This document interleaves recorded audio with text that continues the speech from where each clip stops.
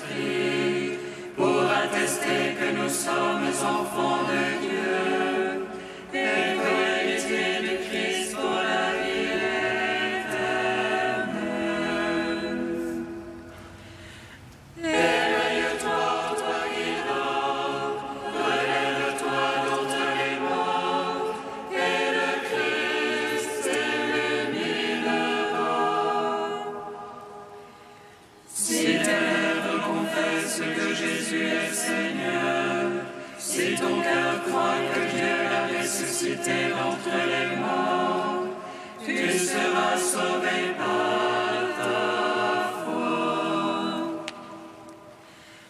Éveille-toi, toi qui dors, relève-toi d'entre les morts, et le Christ t'illuminera.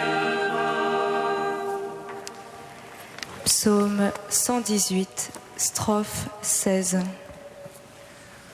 Seigneur, je suis ton serviteur, de ta parole, fais-moi vivre. Seigneur, je suis ton serviteur, de ta parole, fais-moi vivre. Mon action fut justice et jugement. Ne me livre pas à mes bourreaux. À ton serviteur, sois allié pour le bien. Que les superbes ne me torturent. Jusqu'au bout vont mes yeux pour ton salut, pour ta promesse de justice. Agis pour ton serviteur selon ton amour. Apprends-moi tes volontés. Je suis ton serviteur, fais-moi comprendre, et je saurai ton témoignage. Il est temps, Seigneur, d'agir. On a violé ta loi. Aussi j'aime tes ordres, plus que l'or et que l'or fin. Aussi je me règle sur tes préceptes. Et je hais tout chemin qui ment. Gloire au Père, au Fils, au Saint-Esprit. Pour les siècles des siècles. Amen. Seigneur, je suis ton serviteur, de ta parole, fais-moi vivre. Psaume 14. Oh mon Père, garde en ton amour ce que tu m'as donné.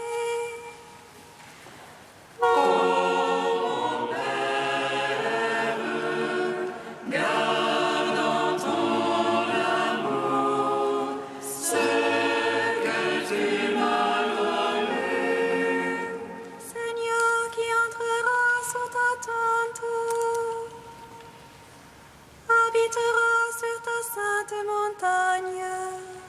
Celui qui marche en parfait, celui qui agit en juste, Et dit la vérité de son cœur, sans laisser courir sa langue. il ne laisse en rien son frère. Ne jette pas l'opprobre à son prochain. Méprise du regard de réprouvé, mais honore les fidèles du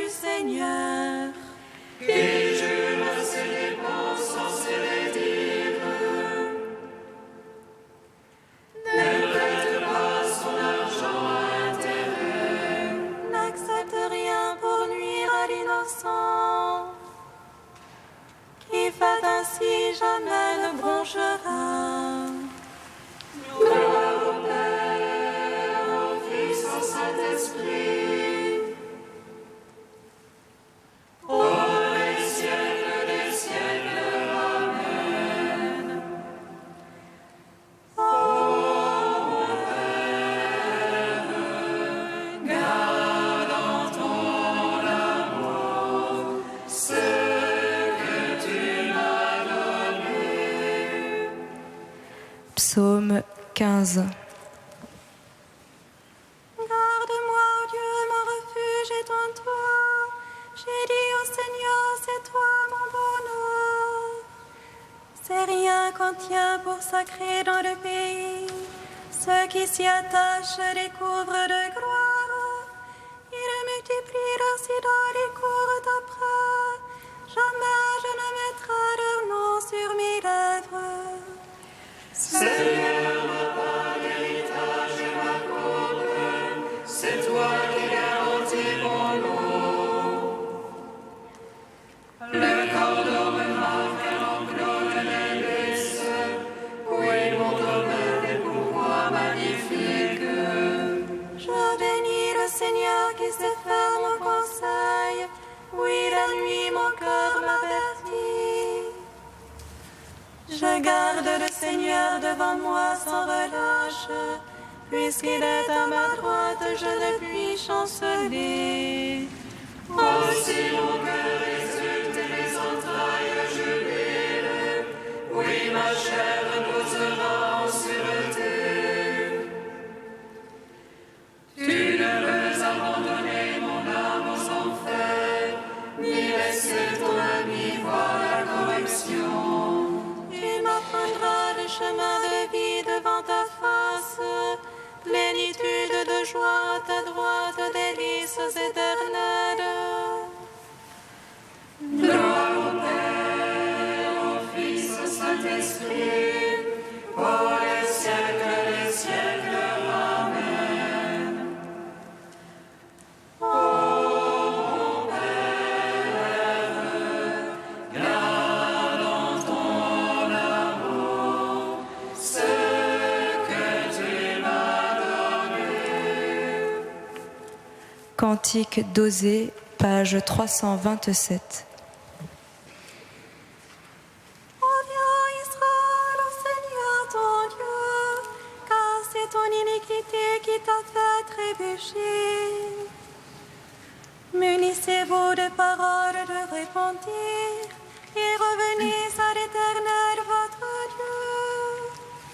Je guérirai de ma fidélité, je les aimerai avec tendresse. Car ma colère s'est détournée d'eux, je serai comme la rosée pour Israël. Il croîtra comme le lys et le peuplier, ses rejetons s'étendront de loin. Il aura la beauté de l'olivier, il sera comme un parfum du Liban. Ils viendront s'asseoir à son ombre, ils feront prospérer le froment. Ils cultiveront de belles vignes, qui auront la renommée du bon vin. Ephraïm qu'a-t-il de commun avec les idoles? Je l'exauce et le regarde avec amour. Je suis comme un cyprès verdoyant, c'est grâce à moi que tu portes du fruit. Que les sages comprennent ces paroles, car les lois du Seigneur sont droites.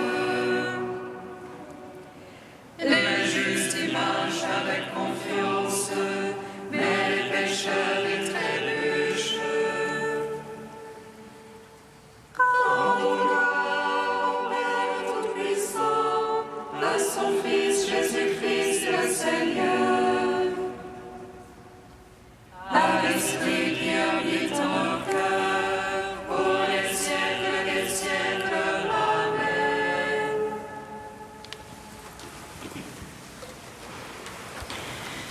Du Père Matta El Maskin, la communion d'amour. Chaque œuvre du Christ qu'il a accomplie avec amour, il la partage avec nous, ou plutôt nous la partageons avec lui à la mesure de notre amour et de notre sacrifice. C'est de lui que dérivent toutes nos œuvres, notre ascèse de son ascèse, notre jeûne de son jeûne, notre amour de son amour. En fin de compte, ici, la communion avec le Christ est quelque chose de très concret que nous approfondissons chaque jour en l'imitant un peu plus en l'esprit et en acte, en étant davantage conscients de sa présence dans notre vie, en lui permettant d'agir et de vouloir davantage en nous, tout en restant libre, spontané, prompt à répondre, comme l'épouse à l'égard de l'époux. Toutes les œuvres que nous accomplissons au nom du Christ par amour de lui pour l'imiter, qu'il s'agisse du jeûne, des veilles, de la patience à supporter la souffrance ou la persécution, du service, de l'amour qui se donne, qui se laisse crucifier, toutes ne font que traduire en actes notre désir d'imiter le Christ et de nous unir à lui. Elles expriment la communion d'esprit, de cœur et d'intention. Le Christ est assez grand pour remplir notre vie, combler tous nos besoins, devenir notre seule œuvre, notre seul espoir, notre seul intérêt.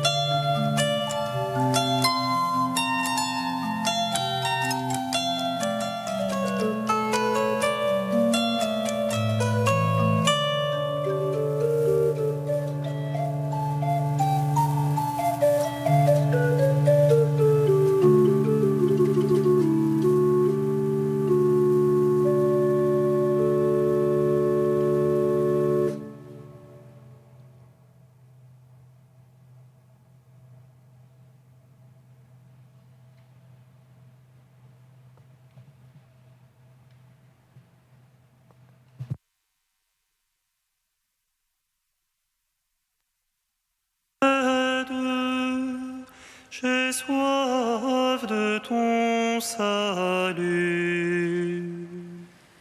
Viens à mon aide. J'ai soif de ton salut. De nouveau, tu nous montres ta tendresse. Tu triomphes de nos péchés. Viens à mon aide, j'ai soif de ton salut. Lecture du livre de Michée. Le prophète fit cette prière. Seigneur, avec ta houlette, sois le pasteur de ton peuple, du troupeau qui t'appartient, qui demeure isolé dans le maquis, entouré de vergers. Qu'il retrouve son pâturage à Bashan et Galaad, comme au jour d'autrefois, Comme au jour où tu sortis d'Égypte, tu lui feras voir des merveilles. Y a-t-il un Dieu comme toi? Tu enlèves le péché, tu pardonnes sa révolte au reste de ton peuple. Tu ne t'obstines pas dans ta colère, mais tu prends plaisir à faire grâce. De nouveau, tu nous montres ta tendresse, tu triomphes de nos péchés, tu jettes toutes nos fautes au fond de la mer. Tu accordes à Jacob ta fidélité, à Abraham l'amour que tu as juré à nos pères depuis les jours d'autrefois. Gloire à toi, ô Dieu vivant, gloire à toi. Gloire à toi, ô Dieu vivant, gloire à toi.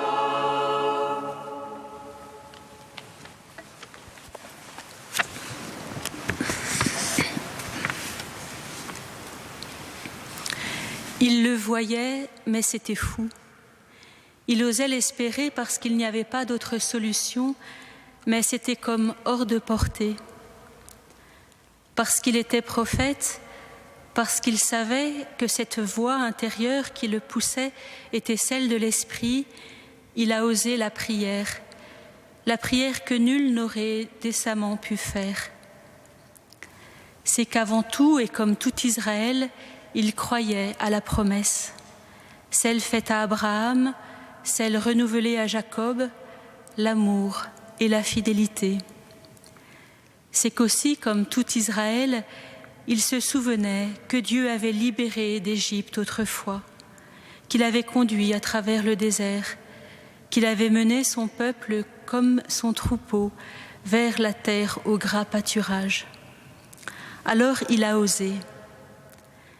Seigneur, avec ta houlette, sois le pasteur de ton peuple, du troupeau qui t'appartient, qu'il retrouve son pâturage à Bashan et Galaad, comme au jour d'autrefois. Un seul troupeau, un seul pasteur. Parce qu'il était prophète, parce que cette voix intérieure qu'il entendait était celle de l'Esprit, il se faisait l'écho du désir le plus profond du cœur de l'homme. Car c'est bien le désir le plus profond de l'homme, à la fois le plus intime et le plus criant que ce désir de communion.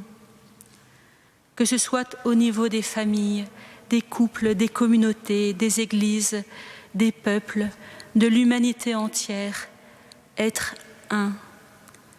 Désir qui a été déposé par Dieu lorsqu'il a créé l'homme à son image, lui qui est unité dans l'amour.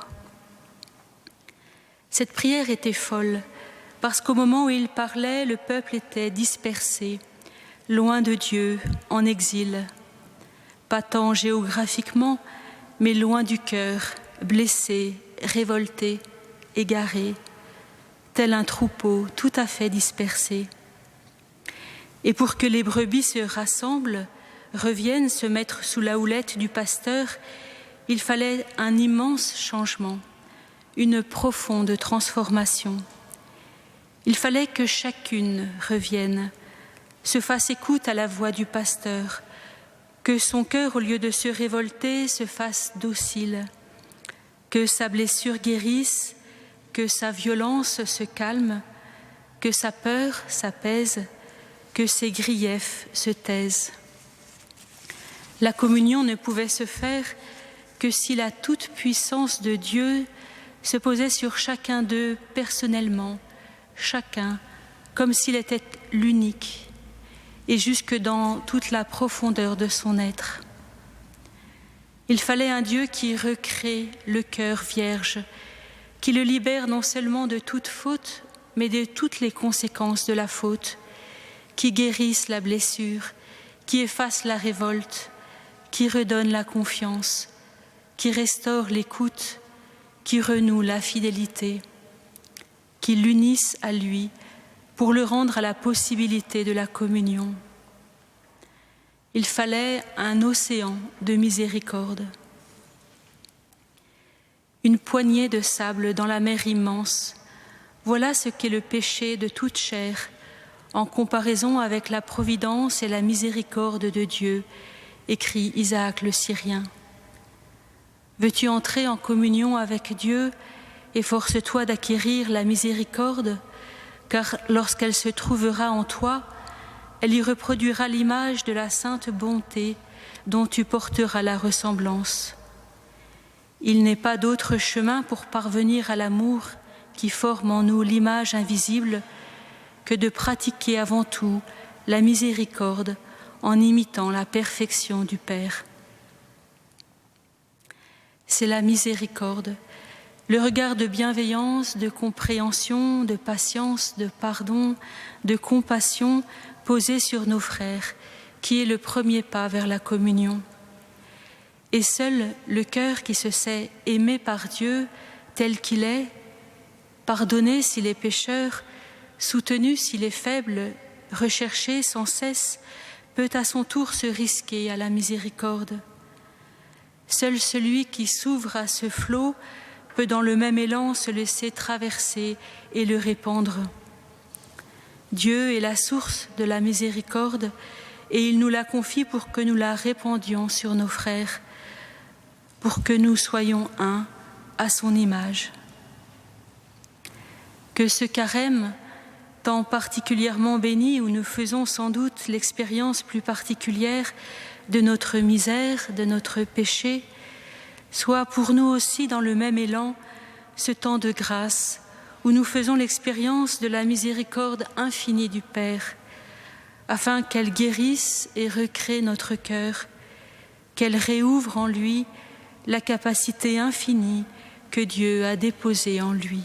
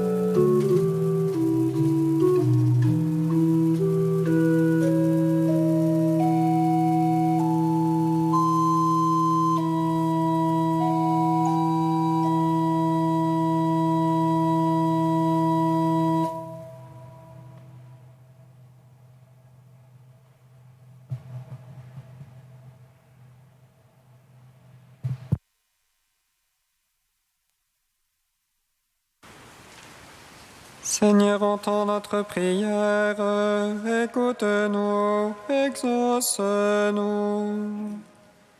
Seigneur, entends notre prière, écoute-nous, exauce-nous. Père plein d'amour et riche en miséricorde, nous te prions. Regarde avec bonté ton peuple qui se tourne vers toi et accueille ton Église dans la demeure auprès de toi. Seigneur, entends notre prière, écoute-nous, exauce-nous. Jésus, Fils de Dieu, né de la Vierge Marie, nous te prions. Suscite pour ton peuple des pasteurs selon ton cœur, qui puissent nous mener sur le bon chemin. Seigneur, entends notre prière, écoute-nous, exauce-nous. Esprit de vérité qui procède du Père et du Fils, nous te prions. Illumine ceux que tu habites par ta lumière, afin que les rayons de leur amour dissipent les ténèbres du monde. Seigneur, entends notre prière, écoute-nous, exauce-nous.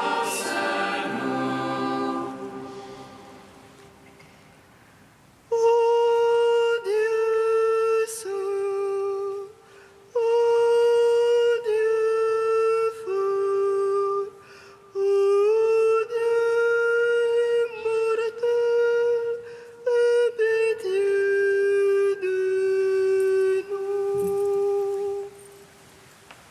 Ô Dieu saint, ô Dieu fort, ô Dieu immortel, aie pitié de nous. Ô Dieu saint, ô Dieu fort, ô Dieu immortel, aie pitié de nous. Gloire au Père et au Fils et au Saint-Esprit, maintenant et toujours et dans les siècles des siècles. Amen. Dieu immortel, aie pitié de nous. Ô Dieu saint, ô Dieu fort, ô Dieu immortel, aie pitié de nous. Comme nous l'avons appris du Sauveur et selon son commandement, nous osons dire: Notre Père, qui es aux cieux, que ton nom soit sanctifié, que ton règne vienne, que ta volonté soit faite sur la terre comme au ciel. Donne-nous aujourd'hui notre pain de ce jour. Pardonne-nous nos offenses, comme nous pardonnons aussi à ceux qui nous ont offensés.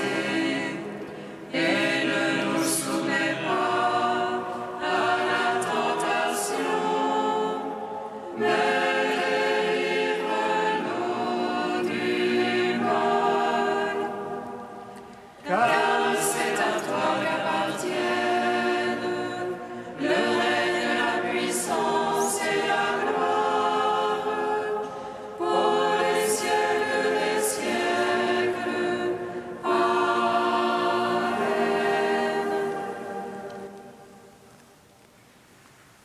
Par ta grâce, tu nous guéris, Seigneur, et tu nous donnes déjà les biens du ciel, alors que nous sommes encore sur la terre. Dirige toi-même notre vie de chaque jour, et conduis-la jusqu'à cette lumière où tu veux nous accueillir.